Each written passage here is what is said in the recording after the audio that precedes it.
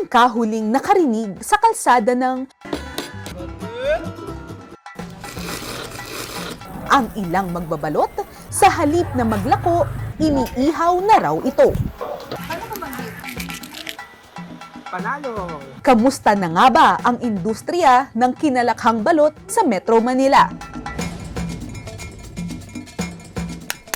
Pinipilahan ang sikat na grilled balot sa La Loma, Quezon City. So ate, ano ba yung flavoring na inilalagay ninyo dyan? Kung bakit ba patok na patok ito sa inyong mga customers? Yung nilalagay po namin sa ibabaw is chili garlic oil po. Isang buwan pa lang mula nang binuksan ang grilled balot ng 23 anyos na si Max.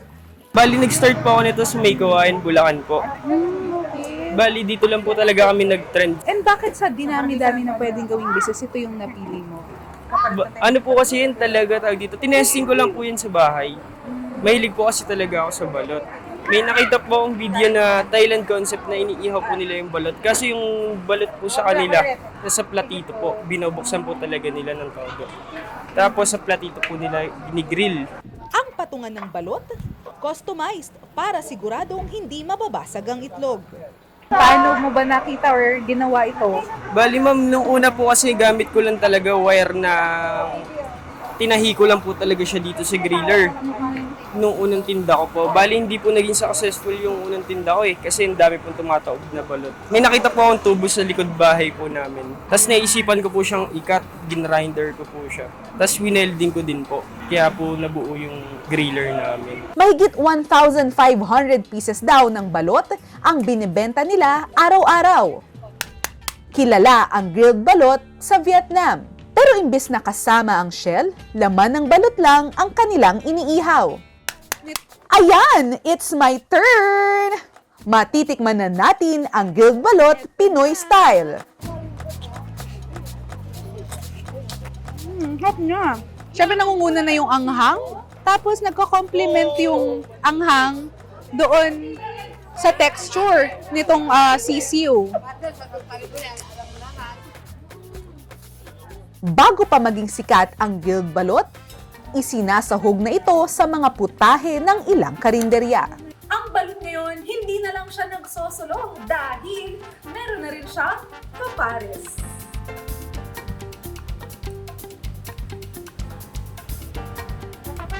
Pares talaga. Alam mo yun, literal na pares.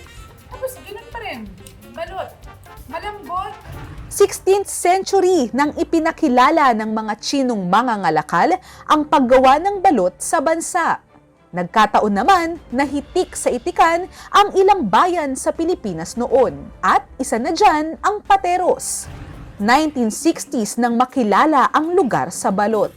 Kaya hanggang ngayon, iba't ibang klase ng luto sa balot ang pwedeng matikman. Isa na dyan ang adobong balot. Ngayong na nandito kami sa Patero, sakto may nadaanan kami na kakaibang luto ng balot. Ito, sakto. Nakadaan lang namin at meron pala dito adobong balot. Ate, magkano po ito? 120 po ma. Sa halagang 120 pesos lang.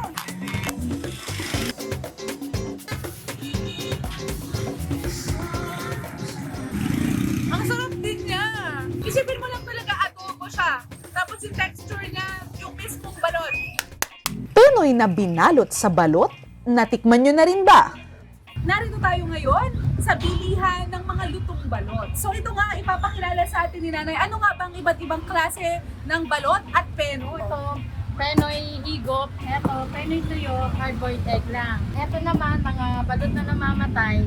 So ito naman, first time kong marinig na meron palang tinatawag na lutong penoy sa balot. So ano po ba ang kaibahan nito sa ibang balot? Ito, walang sabaw.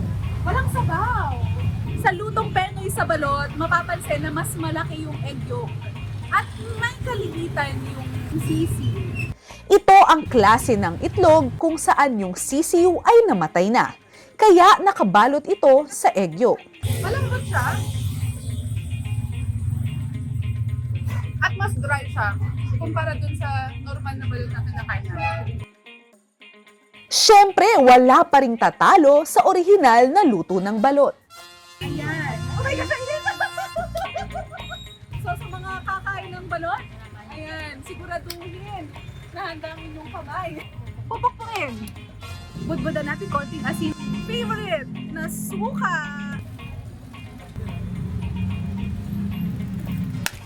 Ayon kay Aling Cecil, isa sa mga nagtitinda ng balot sa Pateros, nakadepende raw sa paglaki ng sisiw sa loob ng itlog ang magiging sarap ng balot.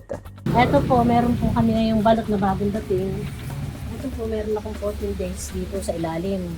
Yun po yung kinukulog namin para po lumaki ang sisiw niya. Ito po yung higop na tinatawag. May sabaw, penoy. Ito po yung sariwa, SP. Ito po ng itik yan na wala pang pitos. Ito ay, kumbaga balot pa rin naman siya, no? Hindi po siya balot Ay, kasi hindi wala po balot. siyang pitos. Ito po, medyo umano ng araw niya. Since 17 days siya ngayon, ito yung nabanggit niya na pwede na siyang lutuin. Pwede na po. Pero, mas ano yung pinakakarapat dapat na araw? 18 days. 18 Yun days yung talaga. pinasatawag na balot sa puti. Balot sa puti. Bakit siya tinawag na balot sa puti? Kasi nga, buo na po yung nakabalot na yung pinaka-sisiwag siya. Inaangkat na raw mula sa ibang lugar ang mga balot sa Pateros. Wala na raw kasing mga itikan dito. So lahat ng halos na supply ng Pateros galing sa ibang lugar. Simula kasi nang ma-develop ang lugar, lumiit ang ilog. Nagkaroon din ng kabahayan sa gilid, pero nawala man ang itikan sa Pateros, ang luto at lasa sa balot, hindi pa rin nagbabago. Nag-level up man ang kinalakhan nating balot, ang lasa nito siguradong babalik-balikan. Ako si Emil Ordonez, I stand for truth.